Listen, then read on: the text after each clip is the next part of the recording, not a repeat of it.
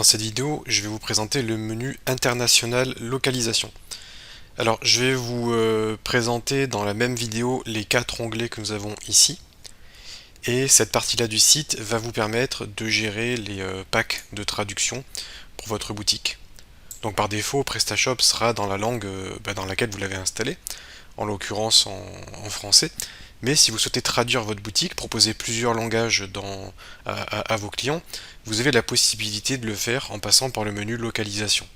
Alors ici je suis sur l'onglet localisation et on a dans un premier encart la possibilité d'importer des packs de localisation. Donc en gros la localisation c'est des fichiers de configuration anglais, français, espagnol, allemand qui vont vous permettre de tout traduire. Et pour importer un nouveau pack de langage, il vous suffit d'utiliser le menu déroulant ici, de rechercher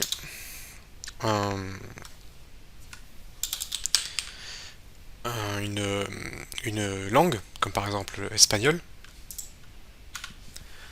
Ensuite, lorsque vous avez sélectionné la langue, vous pouvez cocher tout ce que vous voulez importer.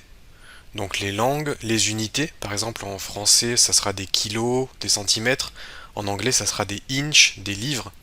Les devises, si jamais les devises sont différentes, les taxes d'un pays ne sont pas les mêmes, les états, donc les différents états du pays, tout ça vous pouvez le cocher pour importer l'intégralité du pack de localisation, et on va cocher, télécharger les données de localisation, ce qui va nous permettre de tout simplement récupérer ce pack de langue directement depuis le site de PrestaShop et d'avoir la bonne version, la dernière version à jour. Je vais cliquer ici sur importer pour l'exemple. Et après quelques secondes, le pack de localisation a été importé.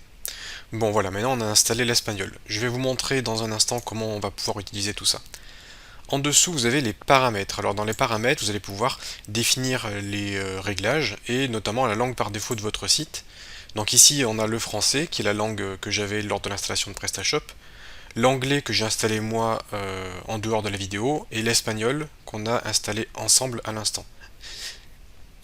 Donc c'est ici que vous allez pouvoir choisir la langue de votre boutique.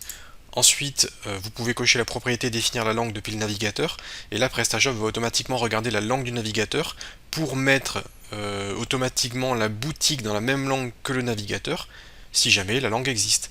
Par exemple, si l'utilisateur a son navigateur configuré en espagnol, la boutique sera en espagnol. Par contre, si l'utilisateur a sa boutique configurée en allemand, comme nous on n'a pas d'allemand, ça utilisera la langue par défaut du site, à savoir le français. Vous pouvez définir le pays par défaut. Idem, vous pouvez définir le pays par défaut en fonction du navigateur.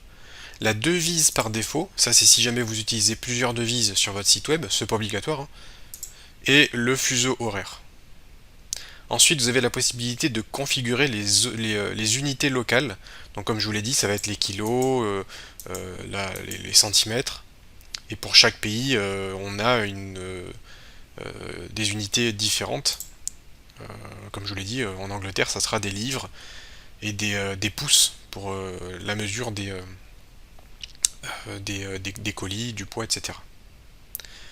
Dans le panneau avancé, vous n'avez pas grand chose à toucher, mais juste ça va être l'identifiant de la langue et du pays. Donc ça c'est le code FR pour français, ES pour espagnol, RU pour russe. Voilà, ça c'est juste les codes de pays. Normalement vous n'avez pas à y toucher, sauf vraiment un besoin très spécifique. Mais là, vous n'avez pas besoin d'y toucher. Donc ici, on a le menu langue qui va vous afficher toute la liste des langues en fait qui sont déjà installées sur votre boutique. Vous pouvez les visualiser. On voit que les langues sont actives et si vous voulez, vous pouvez les désactiver, ce qui fait qu'elles ne seront plus utilisables, mais elles ne seront pas supprimées de votre serveur. Donc vous avez la possibilité de modifier rapidement ici. Vous pouvez éditer une langue ou alors vous pouvez supprimer une langue. Pareil pour les devises, vous avez ici la liste des devises qui sont installées sur votre boutique. Vous pouvez les désactiver. Vous pouvez mettre à jour les taux de change, donc ça va automatiquement mettre à jour les taux de change pour vous. Bon, en général tout ça c'est géré automatiquement. Et si vous avez besoin d'installer une nouvelle devise, vous pouvez cliquer sur ajouter une devise. Et là, vous allez pouvoir choisir la devise que vous souhaitez installer, saisir donc toutes les informations, cliquer sur enregistrer, et la devise apparaîtra bien dans la liste de vos devises. Et enfin, dans géolocalisation, ça va vous permettre de gérer la géolocalisation par IP. Alors là, pareil, vous n'avez pas besoin de toucher à grand chose sur cette page-là. C'est une page pour les utilisateurs avancés qui en ont vraiment besoin. Mais grosso modo, ce que ça va vous permettre de faire, c'est de pouvoir bloquer certains pays via une adresse IP, ou vous pouvez même bloquer un utilisateur précisément via son adresse IP. Ça peut vous permettre de bannir des membres, mais faites attention, si vous vous trompez de plage d'IP, tout ça, ça peut vous bannir un pays que vous n'auriez pas eu envie de bannir, et de toute façon, ça a ses limites, puisqu'il suffit d'utiliser un VPN pour pouvoir contourner ces restrictions-là. Donc voilà, sachez juste que ce menu vous permet de gérer les IP et de bannir des pays ou des utilisateurs, mais que ça ne remplacera pas, enfin ça ne permettra pas de bloquer quelqu'un qui utilise un VPN, donc à utiliser avec parcimonie, et faites-vous aider de quelqu'un qui connaît ça pour pas faire trop de bêtises. Donc voilà à peu près ce que j'avais à vous dire pour tous ces menus là.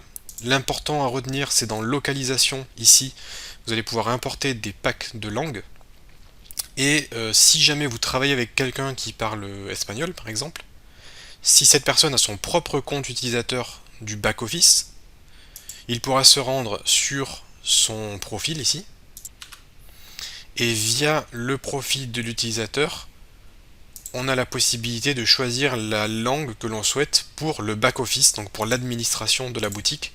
Et donc c'est ici que vous allez pouvoir ajuster cela également pour l'arrière-boutique.